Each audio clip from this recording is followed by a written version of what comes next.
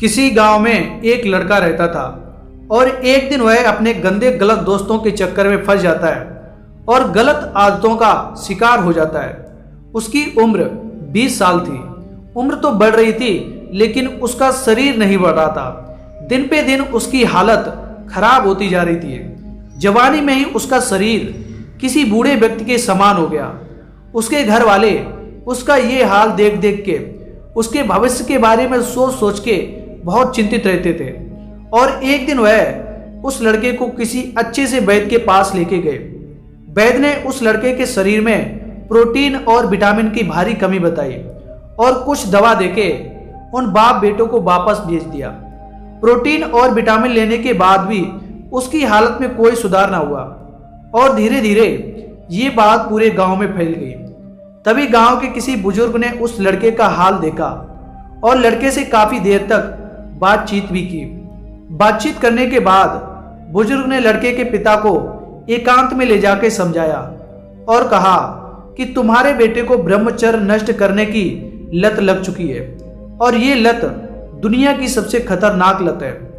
अगर समय रहते इस लत से छुटकारा नहीं दिलाया तो तुम अपने बेटे को खो दोगे।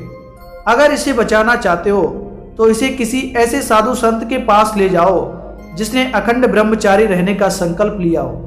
वही तुम्हारे बेटे को समझा सकते हैं और इसके चित्त को बदल सकते हैं। वो आदमी घर आया और अपने लड़के से पूछा कि बेटा सच सच बताना कि तुम ब्रह्मचर्य का नाश करते हो या नहीं। उस लड़के ने कहा कि पिताजी आपसे किस वैद्य ने ऐसा कहा कि मैं ब्रह्मचर्य नष्ट करता हूँ। पिताजी बोले बेटा वैद्य ने नहीं बल्कि हमारे गांव के सबसे अनुभवी बुजुर्ग रामू काका ने कहा। फिर लड़के ने कहा पिताजी आप भी ना किसकी बातों में आ गए। उनकी उम्र 90 साल है और बुढ़ापे में उनका दिमाग काम नहीं कर रहा है। किसी के भी बारे में कुछ भी बोल देते हैं। बुढ़ापे में सटिया गए हैं। आप उनकी बातों पे विश्वास ना करें, ऐसा कुछ नहीं है। और इतना कहकर वो वहां से अपने कमरे में चला गया। लेकिन पिताजी को उसकी बातों पर विश्वास नहीं हो रहा था क्योंकि उसका शरीर उसके ब्रह्मचर्य नष्ट करने की गवाही दे रहा था। पिताजी ने फिर बेटे के रूम की तलाशी ली। रूम में जाते ही एक अजीब सी गंध आ रही थी और कुछ ऐसी अश्लील चीजें मिली जिसे देखने के बाद पिताजी के होश उड़ गए। पिताजी ने कहा बेटा ये सब चीजें किस लिए? तुम्हारी तो अभी शादी भी नहीं हुई, फिर ये इतनी सारी अश्लील चीजें किस लिए? पिताजी का गुस्सा बढ़ता जा रहा था। बेटे ने कहा कि ये सारी चीजें मेरी नहीं है, मेरे दोस्त की हैं। पिताजी चिल्ला के बोले तो सारी अश्लील चीजें ये तुमने अपने दोस्त से क्यों ली? बेटा पिताजी के सवाल का उचित जवाब ना दे पाया, लेकिन फिर भी पिताजी ने बेटे पे हाथ नहीं उठाया और प्यार से समझाने की कोशिश की और कहा कि देखो बेटा मैं जन्म का संगी हूं, कर्म का नहीं।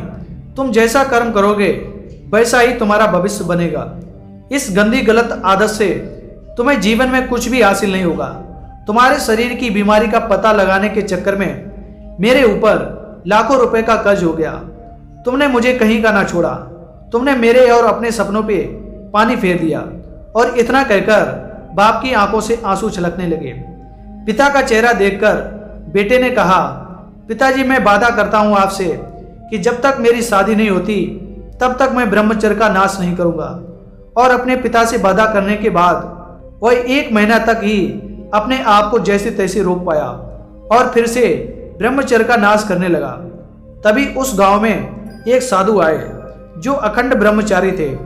जब उस आदमी को इस बात का पता चला तो वह तुरंत उस साधु के पास पहुंचा और अपनी समस्या बताने लगा और कहा कि साधु जी मेरा बेटा पिछले 7 साल से ब्रह्मचर्य नष्ट कर रहा है। कृपया आप उसे सही रास्ता दिखाएं और उसे बचाएं। साधु जी ने उस बात को सुना और कहा कि आप अपने बेटे को कल सुबह बगीचे में लेकर आइए और वहीं पर मैं आपको उपाय बताऊंगा। अगले दिन सुबह पिता पुत्र बगीचे में पहुंच गए। महात्मा जी बेटे से बोले आइए हम दोनों बगीचे की सैर करते हैं। और वो धीरे धीरे आगे बढ़ने लगे। चलते ही चलते महात्मा जी अचानक रुके और बेटे से कहा क्या तुम इस छोटे से पौधे को उखाड़ सकते हो? जी हाँ, इसमें कौन सी बड़ी बात है। और ऐसा कहते ही बेटे ने आसानी से पौधे को उखाड़ दिया। फिर वे आगे बढ़ गए। और थोड़ी देर बाद महात्मा जी ने थोड़े बड़े पौधे की तरफ इशारा करते हुए कहा, क्या तुम इसे भी उखाड़ सकते हो? बेटे को तो मानो इस सब में कितना मजा आ रहा हो। वह तुरंत पौधा उखाड़ने में लग गया और इस बार उसे थोड़ी मेहनत लगी, पर काफी प्रयत्न के बाद उसने इसे भी उखाड़ दिया। वे फिर आगे बढ़ गए और कुछ देर बाद पुनः महात्मा जी ने एक गुड़हल के पेड़ की तरफ इशारा करते हुए कहा, क्या तुम इसे भी उखाड़ सकते हो? बेटे ने पेड़ का ताना पकड़ा और इसे जोर जोर से खींचने लगा, पर पेड़ तो हिलने का नाम भी नहीं ले रहा था। जब बहुत प्रयास करने के बाद भी पेड़ टस से मस नहीं हुआ तो बेटा बोला, अरे ये तो बहुत मजबूत है, इसे उखाड़ना असंभव है। फिर महात्मा जी ने उसे प्यार से समझाते हुए कहा, बेटा ठीक ऐसा ही बुरी आदतों के साथ होता है। जब वे नई होती हैं तो उन्हें छोड़ना आसान होता है, पर वे जैसे जैसे पुरानी होती जाती हैं उन्हें छोड़ना बहुत मुश्किल हो जाता है। बेटा उनकी बात समझ गया और उसने ये प्रण लिया कि आज के बाद वह कभी भी गंदी गलत आदतों का शिकार नहीं बनेगा, कभी भी ब्रह्मचर्य नष्ट नहीं करेगा। तो दोस्तों, आज की ये कहानी आपको कैसी लगी हमें कमेंट बॉक्स में जरूर बताएं।